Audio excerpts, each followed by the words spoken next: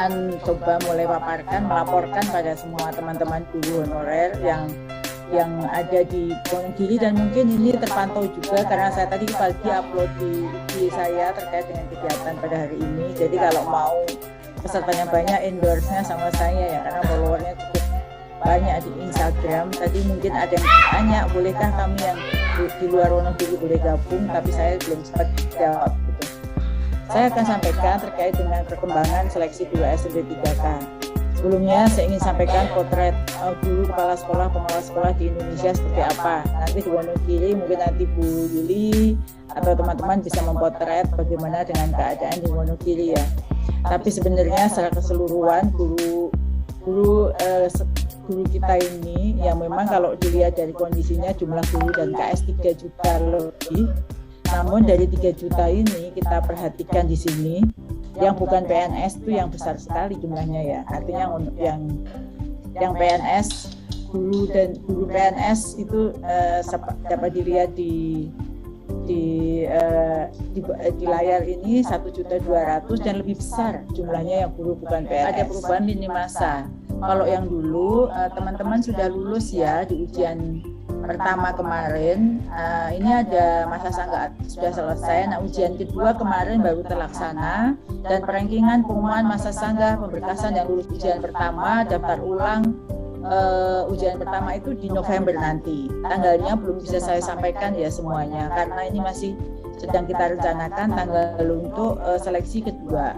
Tapi kira-kira sudah dimulai di minggu ketiga November. Nanti begitu sudah ada kepastian, saya akan umumkan pada teman-teman semuanya kapan ujian memilih formasi tahap kedua itu bisa dimulai. Kemudian ujian tahap kedua itu akan dilaksanakan kira-kira itu di awal Desember. Tanggal tepatnya segera akan saya laporkan kepada Bapak Ibu guru semuanya. Jadi ujian ketiga dimungkinkan di awal, digeser di tahun depan. Jadi ujian kedua ini akan dilakukan di bulan Desember, kemudian nanti pemberkasan dan seterusnya di akhirnya. Pengumuman itu kira-kira di akhir Desember, nanti ujian ketiga itu adalah digeser di tahun berikutnya. Ini ada perubahan lini masa karena dinamika yang ada di masyarakat yang harus kita akomodasi itu cukup besar.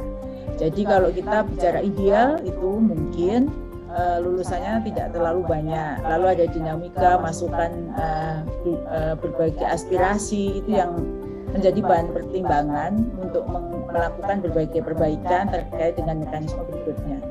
Itu teman-teman kalau melihat bahwa ada kemunduran dan lain sebagainya, itu yang kita mengantisipasi berbagai masukan ya, aspirasi baik dari Komisi 10, dari Asosiasi Guru 35 tahun plus, Asosiasi Guru Honorer, dan berbagai asosiasi lain, organisasi-organisasi profesi, itu kan mengajukan berbagai macam aspirasi. Bapak Ibu yang saya hormati, jadilah formasi kita di tahun ini dari perhitungan kebutuhan Kemendikbudristek 1.200.000, dan itu sudah dituliskan dalam undang-undang APBN terkait dengan penggajiannya. Namun kalau tadi pagi atau sejak semalam itu di IG saya banyak pertanyaan. Saya minta bersungguh-sungguh untuk belajar, tetapi ada yang mengatakan buat apa bersungguh-sungguh belajar atau formasi tidak tersedia, Kemendikbud tidak menyediakan formasi. Saya sampaikan kepada Bapak Ibu guru semuanya bahwa formasi kebutuhan Kemendikbud itu sudah dihitung sesuai dengan data di Dapodik, ketidaktersediaan guru, rasio guru, distribusi guru. Jadi ada juga yang numpuk di sekolah negeri, guru-guru yang PNS. Dengan memperhitungkan berbagai hal tersebut, maka kebutuhan formasinya 1 juta. 1 juta yang kita ajukan kepada Menpan RB. Namun dalam saat ini Menpan tentu menginginkan ajuan itu dari daerah. Dari daerah itu karena yang mengetahui perhitungan kebutuhan dari Kemendikbud itu sebagai bahan analisis, lalu yang pasti tahu sekali berapa kebutuhannya adalah daerah BKD, maka BKD yang mengusulkan kepada Menpan. Dan usulan itu ternyata tidak semua daerah mengusulkan, tidak semua daerah mengusulkan sesuai dengan kebutuhan, Dan tidak semua daerah mengusulkan. Ada 2 provinsi yang tidak mengusulkan, Provinsi Jambi dan Provinsi Sumatera Utara. Yang lain-lain mengusulkan, tetapi tidak sama. Sehingga hasil ini sebenarnya Bapak Ibu perlu tahu bukan dari Kemendikbud, tapi formasi yang tersedia ini adalah usulan dari daerah yang sudah dikonfirmasi oleh Menpan. Berbagai pertimbangan ya, mungkin daerah mempertimbangkan kekuatan anggarannya, mempertimbangkan banyak hal sehingga usulannya tidak sama. 50% saja hasil perhitungan Kemendikbud yang masuk. Jadi jadilah 506. Jadi 506.000 formasi itu kalau kita lihat proses sampai ada formasi itu bukan dari Kemendikbud. Kemendikbud mengusulkan kebutuhan, Menpan itu memfasilitasi dengan mempertemukan BKD apakah perhitungannya dari Kemendikbud itu sama dengan yang ada di daerah, maka terjadilah formasi itu sebenarnya usulan daerah. Nah, Bapak Ibu, bagaimana dengan kondisi sekarang? Probabilitas Bapak Ibu menang dalam usulan berapa kesempatan yang boleh, yang masih ada, kira-kira seperti ini. Formasi yang tersedia itu 506.000 ya. Pelamar yang terdaftar di dalam yang lulus administrasi itu 925.637 seluruh Indonesia. Ujian tahap 1 itu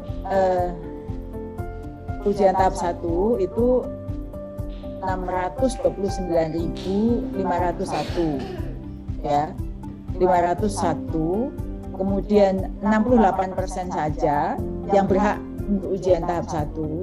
Tahap selanjutnya ditambah 296.136.000. Dari 629.501 itu, formasi yang dilamar itu 326.478. Jadi yang berhak ikut ujian tahap 1 itu adalah guru kriteria 1 dan 2. 1 guru honorer di sekolah negeri, 2 K2 yang terdata di database BKN. Guru swasta dan lulusan PPG belum bisa ikut di ujian tahap 1 ini. Formasi yang dilamar itu dari semua tersedia formasi itu baru 326.478. Ada formasi yang kosong yang tidak dilamar tahap 1 cukup besar, 36%. Yang siapa saja yang tidak mau itu yang daerah terpencil, Nias Utara, Halmahera Utara, Barito, Timur Tengah Selatan dan seterusnya seperti yang ada di layar. Lalu kalau kita lihat seperti ini, presentase formasi yang dilamar, itu sisa formasi kayak di Jawa Tengah misalnya, Jawa Tengah, itu yang dilamar 73, sisa formasi masuk 27%. Tetapi yang 73 ini belum semuanya terambil di ujian 1 ya Bapak Ibu ya. Lalu selanjutnya bagaimana dengan hasilnya kemarin? Ini ya, saya sampaikan nih. Hasil yang kemarin itu lulus dengan, kalau kita menggunakan nilai ambang batas sesuai dengan tingkat Menpan 1127, seluruh Indonesia nih saya laporkan yang lulus itu baru 90.836. Itu yang lulus dan dapat formasi. Sedangkan ada yang lulus passing grade, ini yang sedang kita pikirkan apa solusinya bagi mereka. Lulus passing grade kalah ranking karena memang situ formasinya terbatas, orang yang melamar banyak, itu 36.487. Perlu Bapak Ibu ketahui, yang kalah ranking ini bukan yang sekolah induk yang ada guru yang linear.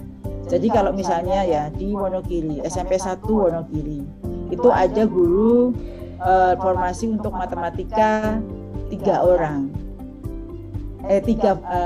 Ada formasi untuk matematika 4. Ya, 4. Sedangkan guru yang mempunyai yang linear untuk mengajar matematika 3 gitu ya.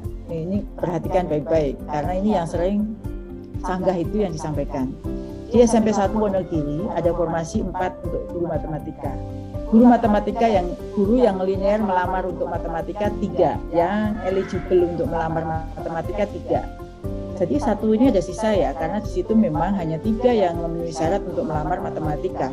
Sementara di Wonogiri ada 4. 3 orang ini hanya bersaing dengan dirinya sendiri. Tidak disaing oleh siapa-siapa. Kok gitu ada dalam Permenpan RI nomor 28. Jabatan yang sudah dilamar tidak boleh dilamar orang lain. Itu sebenarnya untuk memberi kesempatan pada guru yang bersangkutan tidak bersaing dengan siapapun, hanya cukup lulus passing grade saja gitu ya, hanya cukup lulus passing grade karena memang memberikan afirmasi bagi guru di sekolah negeri untuk melamar di jabatan itu. Paham ya? Lalu ada yang nanti ini bicara sanggah nih. Lalu ada yang satu guru matematika tadi boleh dilamar oleh orang lain, guru negeri lain di sekolah lain yang sekolahnya tidak buka lowongan matematika. SMP 4 misalnya, dia bukanya itu penjas, seni budaya, penjas, kemudian IPS. Ya itu saja. Matematika dia tidak buka, tapi ada guru honorer matematika di situ. Juga di SMP 5, SMP 6, SMP 7, sama kasusnya dengan SMP 4 tadi. Maka guru-guru ini melamarlah satu posisi di SMP 1 tadi matematika. Berarti ada 10 orang guru matematika yang melamar, yang dilamar berapa tadi? 1. Ya kan? Nah, 1 inilah yang kemudian mereka pintar-pintar, namanya guru matematika ya, pintar-pintar kan? Pintar-pintar, tetapi tetap kan yang diambil harus 1. Mungkin 10-10-nya ini saking pintar-pintarnya guru Wonogiri ini semuanya lolos passing grade. Ya, lolos passing grade. Tetapi kan tetap yang diangkat 1 kan ya Bapak Ibu. Nah, 1 inilah yang kemudian dia menjadi guru di situ, dan yang lain yang 4 kalah ranking.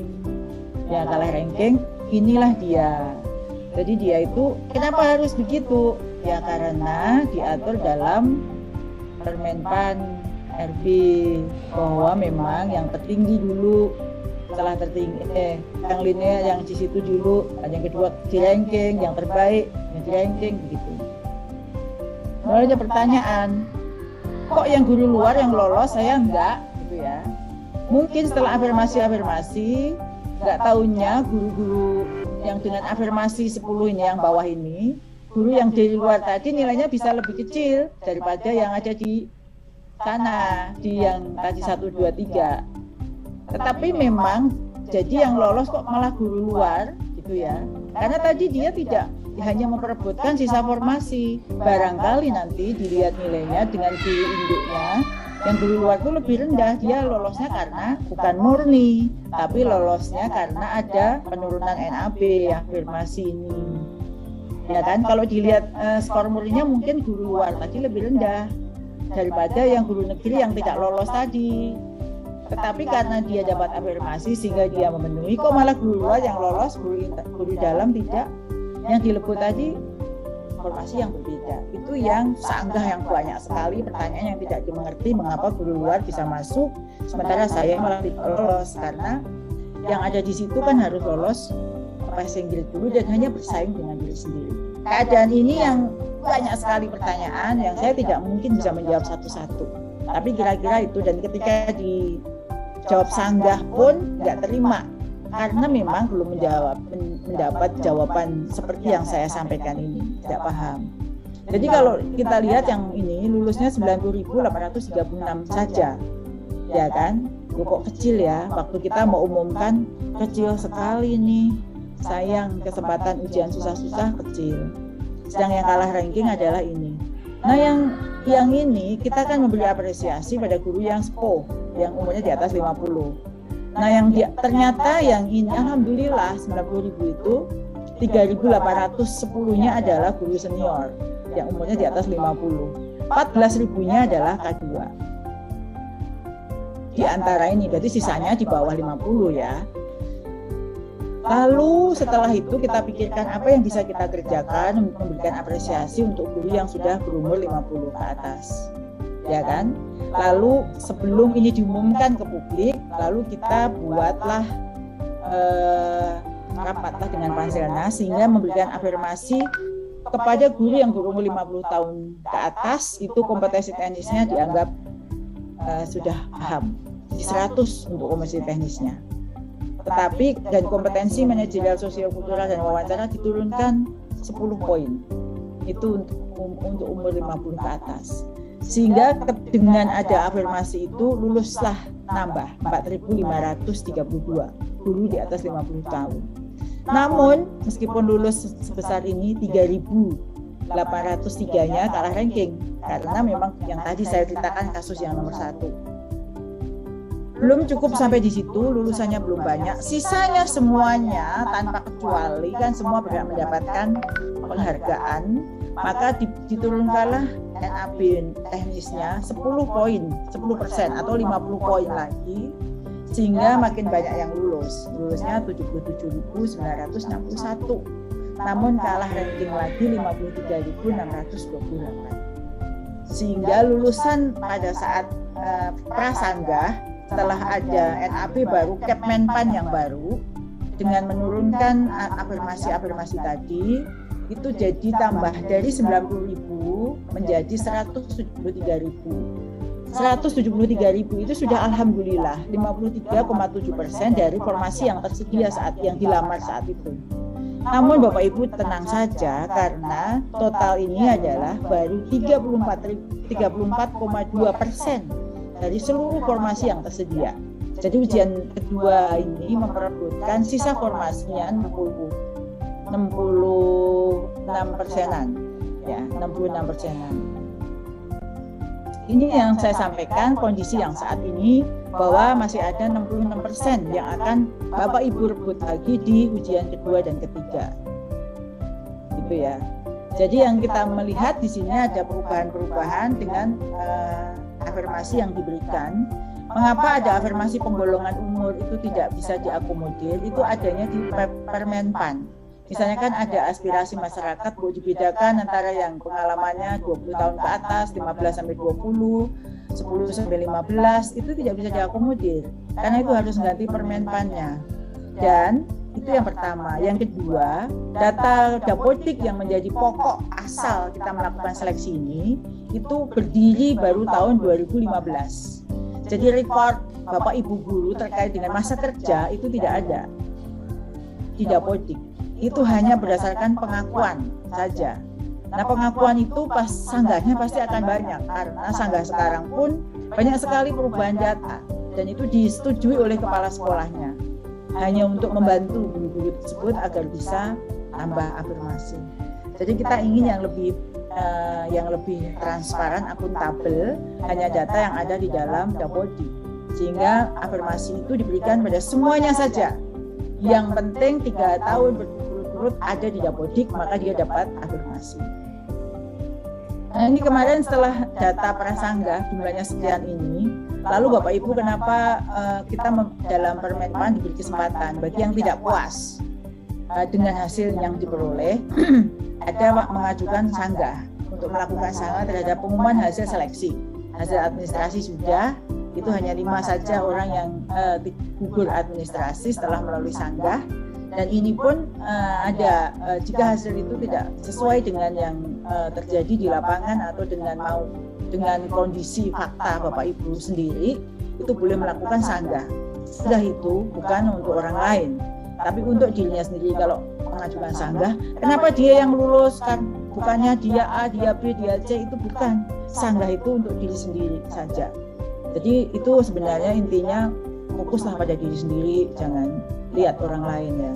Supaya berkah lah, itu fokusnya diri sendiri. Kan orang lain itu yang kita sudah melakukan identifikasi dan verifikasi data yang sangat rumit, sangat lama, sangat hati-hati supaya tidak ada satupun yang dirugikan dengan keadaan ini. Maka waktunya butuh waktu untuk melakukan verifikasi satu-satu. Terus setelah sanggah itu kita cek satu-satu manual ya, karena memang kan mereka mengajukan berkas untuk sanggah. Nah, hasil sanggah ini menjadi perubahan konfigurasi lulusan. Kalau tadi itu ada yang lulus menjadi tidak lulus, ada yang lulus menjadi tidak memenuhi syarat, Bapak Ibu. Siapa yang lulus menjadi tidak lulus ya karena setelah sanggah itu ada yang diterima, sehingga menggeser mereka yang sudah di sekolah itu yang tadi ranking tadi lulus menjadi kalah ranking. Itu terjadi perubahan, ada penambahan yang lulus sekitar 400 orang, sehingga dari yang semula lulus murni 91.000, lulus 90.000 menjadi 91.000, kalah ranking menjadi bertambah karena otomatis dia menggeser yang lulus tadi. Kemudian yang afirmasi 10 yang 4.000 ya menjadi berkurang karena tadi ada perubahan konfigurasi. Kalah rankingnya juga berubah. Ya kan? Kalah rankingnya berkurang, ini menambah. Kemudian yang vegetanisme dari 77.900 menjadi 7.667. Kalah rankingnya turun. Nah, Bapak Ibu, ini hasil sanggah ini ada yang dari menjadinya itu lulus menjadi tidak lulus, lulus menjadi tidak memenuhi syarat. Lulus menjadi tidak lulus itu karena kalah ranking, karena sebagian besar karena kalah ranking.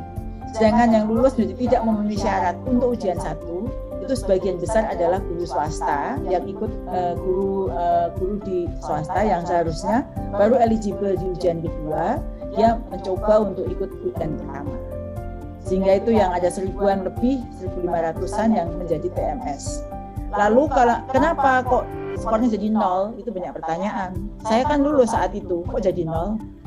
Ada yang lulus menjadi TMS, ada yang tidak lulus menjadi TMS. Skornya karena secara peraturan sudah tidak sah mengikuti ujian 1. Tertuang dalam Permen PAN, sehingga skornya pun dianggap tidak ada. Kenapa jadi 0 itu ya? Kenapa yang dia masih menjadi tidak lulus masih menjadi skornya itu bisa dipakai untuk kedua nanti, pembanding di kedua? Karena yang tadi itu TMS itu beda dengan tidak lulus.